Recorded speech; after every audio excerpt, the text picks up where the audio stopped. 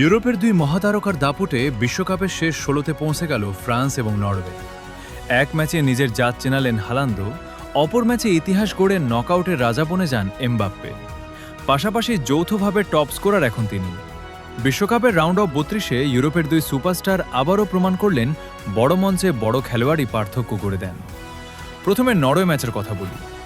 বিশ্বকাপের round of ৩২-এ ivory কোস্টকে ২-১ গোলে হারিয়ে প্রথমবারের মতো বিশ্বকাপের নকআউট পর্বে জয় পেল নরওয়ে। ম্যাচের ৮৬তম মিনিটে জয়সূচক গোল করেন আর্লিং হালান্দো। এই জয়ে শেষ ১৬ নিশ্চিত করে তারা, যেখানে তাদের প্রতিপক্ষ ব্রাজিল। ম্যাচের শুরু থেকেই নরওয়ে আক্রমণাত্মক ছিল। তৃতীয় মিনিটেই হেডে গোলের সুযোগ পেয়েছিলেন হালান্দো, কিন্তু আইভরি কোস্টের রক্ষণ তা ঠেকিয়ে দেয়। ৩৭তম মিনিটে ম্যাচের প্রথম গোল করেন আন্তোনিও নুসা। ডান দিক থেকে ভেতরে ঢুকে দারুণ কার্লিং শটে বল জাদালে পাঠিয়ে নরওয়েকে এগিয়ে দেন তিনি। এই গোলের মাধ্যমে বড় আন্তর্জাতিক টুর্নামেন্টে নরওয়ের হয়ে সর্বকনিষ্ঠ গোলদাতার রেকর্ডও গড়েন নুসা। গোলে অ্যাসিস্ট করেন মার্টিন ওডেগার্ড। দ্বিতীয়ার্ধে আইভরি কোস্ট ম্যাচে ফিরে আসে। বদলি হিসেবে নেমে নিকোলাস পেপের সঙ্গে দারুণ 1-1 খেলে কয়েকজন ডিফেন্ডারকে কাটিয়ে গোল করেন আমাদ দিয়ালো। ম্যাচ তখন ১-১, কিন্তু শেষ মুহূর্তে আবারও নায়ক হালান্দো। অস্কার ববের থ্রুপাস থেকে প্যাট্রিক বার্গো কাটব্যাক করেন, আর হালান্দো সহজ ফিনিশে বল জালে পাঠিয়ে নরওয়েকে ২-১ ব্যবধানে এগিয়ে দেন। যোগ করার সময়ে দুর্দান্ত ফ্রিকিক গোলরক্ষক ওরিয়ান ন্যালান্ড সেভ করে নরওয়ের জয় নিশ্চিত করে। দেশের হয়ে এটি তার টানা ১৩তম আন্তর্জাতিক ম্যাচে গোল। শেষ ১৩ আন্তর্জাতিক ম্যাচে তার গোল সংখ্যা এখন ২৫। এই জয়ে নরওয়ে ফুটবল ইতিহাসে বিশেষ জায়গা করে নিল। বিশ্বকাপের নকআউট পর্বে এটিই তাদের প্রথম জয়। অপরদিকে শেষ রাতে এমবাপ্পের জোড়া গোলে উড়ল ফ্রান্স।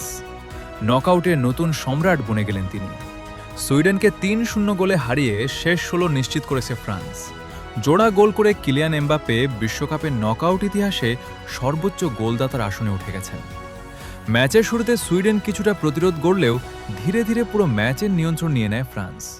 প্রথমার্ধে যোগ করার সময়ে শর্ট কর্নার থেকে ওসমান ডেম্বেলের পাশে এমবাপ্পের ডিফেন্ডারকে কাটিয়ে দুর্দান্ত শটে গোল করে ফ্রান্সকে এগিয়ে দেন। ৫৩তম মিনিটে মাইকেল অলিসের চমৎকার থ্রুপাস থেকে ব্র্যাডলি বার্কোলা ব্যবধান ২-০ করেন।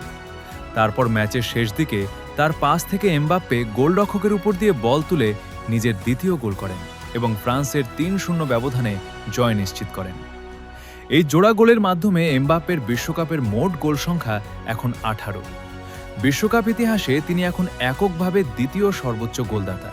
তার সামনে আছেন শুধু লিওনেল মেসি, যার গোল ১৯টি। ২০১৮ সালে বিশ্বকাপ অভিষেকের পর থেকে বিশ্বকাপের সবচেয়ে বেশি গোল ও অ্যাসিস্টের অবদানও এখন এমবাপ্পের। এবারের বিশ্বকাপেও তিনি ৬ গোল নিয়ে গোল্ডেন বুটের লড়াইয়ে লিওনেল মেসির সঙ্গে যৌথভাবে শীর্ষে রয়েছেন। গোল না পেলেও দুর্দান্ত খেলছেন মাইকেল অলিস। ২টি অ্যাসিস্ট করে এবারের বিশ্বকাপে তার মোট অ্যাসিস্ট দাঁড়িয়েছে ৫টি, যা ১৯৯৪ সালের পর এক আসরের বিশ্বকাপে সর্বোচ্চ। কি মনে করেন, এই ফ্রান্সকে কেউ আটকাতে পারবে?